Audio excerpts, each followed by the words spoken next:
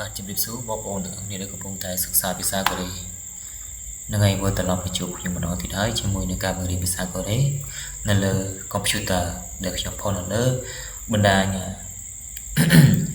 page របស់ខ្ញុំផ្ទាល់ហើយនឹង channel YouTube របស់ខ្ញុំនឹងឲ្យយើងមករៀនភាសាកូរ៉េទាំងអស់គ្នា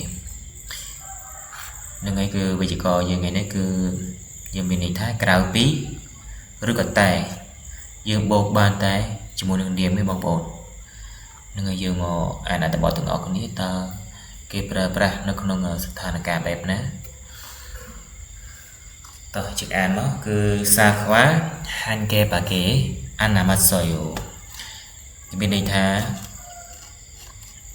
ផ្លែប៉ោមនោះគឺមាននៅតែមួយតែប៉ុណ្ណោះផ្លែប៉ោមនៅសល់តែមួយផ្លែតែប៉ុណ្ណោះបើយើងបកឲ្យយើងងាយស្ដាប់យល់នៅក្នុងប្រយោគនេះបើយើងបកឲ្យទៅតាមអត្ថន័យវាគឺវារៀងឆ្កងបន្តិចណាន័យថាផ្លែប៉ោមនេះក្រៅពីមួយគឺគ្មានសេះសល់នោះទេ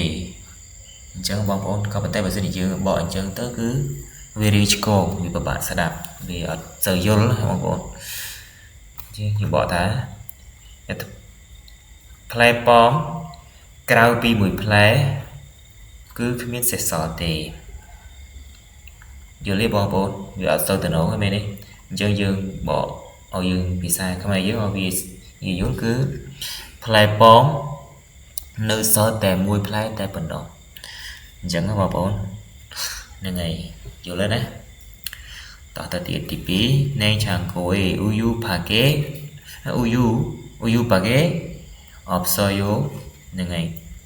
តើយើងបកទៀតមកគឺនៅឯឬក៏ក្នុងនៅឯឬក៏ក្នុងបងប្អូននេះអេនេះ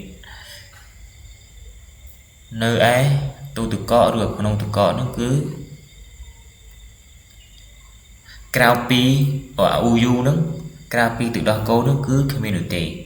អញ្ចឹងបងប្អូនហ្នឹងហើយយើងបកឲ្យវាងាយយល់មកគឺនៅក្នុងទូទឹកកកគ្មានអ្វីក្រៅពីទឹកដោះគោនោះទេហ្នឹងហើយចាំមានន័យថាគឺនៅក្នុងទូទឹកកកនោះមានតែទឹកដោះគោគេចង់ប្រាប់យើងថាអញ្ចឹង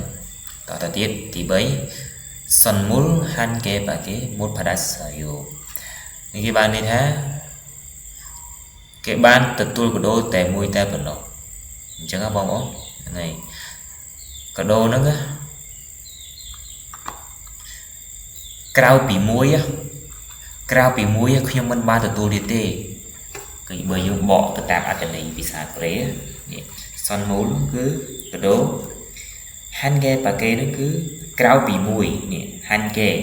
ក្រៅពីមួយអីគេម៉ូតផាដាសាយោមិនបានទទួលណាម៉ូតផាដាសាយោមិនបានទទួល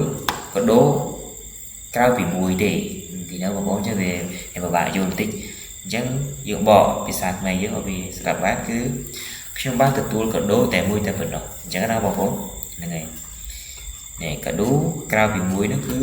ខ្ញុំមិនបានទទួលទៀតទេអញ្ចឹងហ្នឹងហើយអរគុណបងប្អូនសម្រាប់ការតាមដានការបង្រៀនរបស់ខ្ញុំបាទបើសិនជាការបញ្យល់របស់ខ្ញុំវាមិនសូវក្បោះក្បាយនោះក៏សូមខន្តីអភ័យទោសផងដែរហ្នឹងហើយបើសិនជាពេញចិត្តការបង្រៀនរបស់ខ្ញុំសូមជួយចុច follow page របស់ខ្ញុំម្នាក់មួយមកហើយនឹងក៏ជួយ share channel YouTube ខ្ញុំម្នាក់មួយមកដើម្បីមានវីដេអូថ្មីក្រោយៗទៀតខ្ញុំនឹងធ្វើគ្រប់វេយ្យាករណ៍ទាំងអស់ភាសាកូរ៉េឲ្យបងប្អូនមកសិក្សាជាមួយនឹងខ្ញុំបាទសូមអរគុណសូមជម្រាបលា